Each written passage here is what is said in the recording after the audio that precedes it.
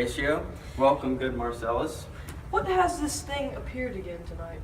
I have seen nothing. Horatio says 'tis but our fantasy, but if again this apparition come, he may approve our eyes and speak to it. Tush, tush, it will not appear. Peace break thee off. Look where it comes again. In the same figure, like the king that's dead. What art thou that usurp this time of night, together with that fair and warlike form, in which the majesty of buried Denmark did march? It is offended. See, it stalks away. Stay, speak, speak, I charge thee, speak. 'Tis gone and will not answer. Before my God, I might not believe without sensible and true avouch of my own eyes. Is it not like the king? As thou art to myself, 'tis strange, what particular thought to work I know not, but in the gross and scope of my own opinion, this bodes some strange eruption to our state. But soft, behold, and lo, it comes again. I'll cross it, though it may blast me. Stay, illusion. If thou hast any sound or use of voice, speak to me. Stay, stay and speak. 'Tis gone. It was about to speak when the cock crew. And then it started like a guilty thing. Upon fearful summons, I've heard the cock that is a trumpet to the morn. Let us impart what we have seen tonight unto young Hamlet, for upon my life, the spirit, dumb to us, will speak to him. Let's do it. And I pray, and as morning know, where we will find him most conveniently. Though yet of Hamlet, our dear brother's death, the memory be green, and that it us befitted to bear our hearts in grief, and our whole kingdom, that we with wisest sorrow think on him together with remembrance of ourselves. Therefore our queen, as 'twere with a defeated joy, I have taken to wife. But now, my cousin Hamlet, how is it that the clouds still hang on you? Not so, my lord. I am too much I the sun. Good Hamlet, cast thy nighted color off, and let thine eye look like a friend on Denmark. Why it seems so particular with thee? Seems, madam, nay it is, I know not, seems. 'Tis not alone my inky cloak, good mother, together with all forms, moods, shapes of grief. I have that within which passeth show, these but the trappings and the suits of woe. 'Tis sweet and commendable in your nature, Hamlet, to give these mourning duties to your father, but you must know your father lost a father, and that father lost his, and the survivor bound in filial obligation for some term to do obsequious sorrow, but to preserve an obstinate condolement. 'Tis a course of impious stubbornness, 'tis unmanly grief. You are the most immediate to our throne, and with love I impart toward you, for your intent in going back to school in Wittenberg is most retrograde to our desire. Let not thy mother lose her prayers. Hamlet, I pray thee, stay with us, go not to Wittenberg. I shall in all my best obey you, madam. Why, 'tis a loving and fair reply. Madam, come, this gentle and unforced account of Hamlet sits smiling in my heart. Come away. Oh, that this too solid flesh would melt, thaw and resolve itself into a dew. Oh, God, a beast would have borne longer, married with my uncle, my father's brother, but no more like my father, than I to Hercules within a month. Ere yet the salt of most unrighteous tears had left a flushing in her galled eyes, she married. Hail to your lordship. Sir, my good friend. My lord, I think I saw your father yesternight. The king, my father? For God's love, speak to me.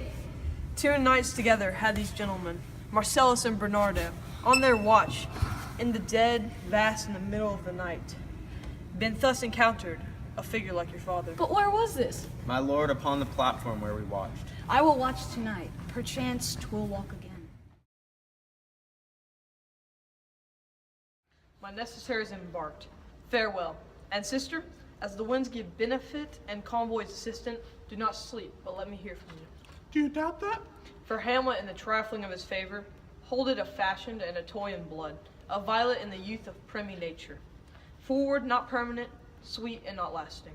The perfume and suppliance of a minute, no more. I shall the effect of this good lesson keep, as a watchman to my heart. Oh, fear me not. I stay too long, but here my father comes. Yet here, Laertes, aboard, aboard. this above all, to thine own self be true. It must follow, as the night the day. Thou canst not be false to any man. Farewell, my blessing season this in thee. Most humbly do I take my leave, my lord. The time invites you. Go, your servants tend. Farewell, Ophelia, and remember what I have said to you. What isn't, Ophelia, be hath said to you? So please you, something touching the Lord Hamlet. What is between you? Give me up the truth. He hath my heart. Of late, the many tenders of his affection to me. Affection, poof. You speak like a green girl, unsifted in such perilous circumstance. Do you believe his tenders, as you call them? I don't know. My lord, what should I think? He hath importuned me with love in honorable fashion. Aye, fashion you may call it. Go to go. And hath the countenance of his speech, my lord, with almost all the holy vows in heaven. Aye, I would not, in plain terms, for this time forth, have you so slander any moment leisure as to give words or talk with the Lord Hamlet. I shall obey, my lord.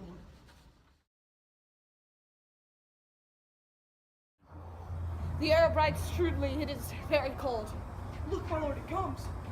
Angels and ministers of grace defend us. Be thou a spirit of health or goblin damned. Bring with thee airs from heaven or blasts from hell. Be thy intents wicked or charitable. Thou comest in such a questionable shape that I will speak to thee. I'll call thee Hamlet, King, Father, Royal Dane. Oh, answer me. It beckons you to go away with it, as if some important did desire to leave you alone. It will not speak, then I will follow it. Do not, my lord. Why? What should be the fear? I do not set my life in a pin's fee, and for my soul, what can it do that? Bringing thee so mortal as itself. If it weighs me for the game, I will follow it. Shall not go, my lord. Still I am called. Unhand me, gentlemen. By heaven, I make a ghost of him that lets me. I say, away. Go on, I'll follow thee. He waxes with desperate imagination. Let's follow. 'Tis unfit thus to obey him. Have after, to what issue will this come? Something is rotten in the state of Denmark. Heaven will direct it. Nay, let's follow him.